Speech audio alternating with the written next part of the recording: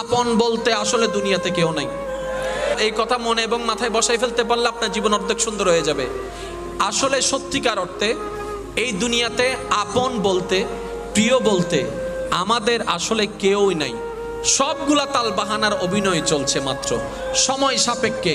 স্বার্থ যতক্ষণ আছে বা আছে, যখন স্বার্থ উল্টাই যাবে চোখ উল্টাই ফেলতে দ্বিধাবোধ করবে না।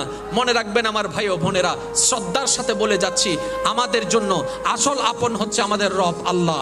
আমাদের জন্য আসল আপন হচ্ছে নবী রাহমাতুল লিল আলামিন, যিনি হাসরের ময়দানে আমাদের পাপীদেরকে বাঁচানোর জন্য রবের দরবারে বারবার সিজদা দিতে দিতে সুপারিশ করতে থাকবেন, রব্বি হাবলি উম্মতি বলতে থাকবেন। আপনার আমার জন্য সেই নবীর চাইতে আপন আর কেউ হতে পারে না, আল্লাহর চাইতে আপন কেউ হতে পারে না। যে বান্দা এই কথাটা মাথায় বসাই ফেলতে পারবে, দুনিয়া সাময়িক একটা সময় মাত্র, আজ না হয় কাল চলে যেতেই হবে, সাময়িক সময়টা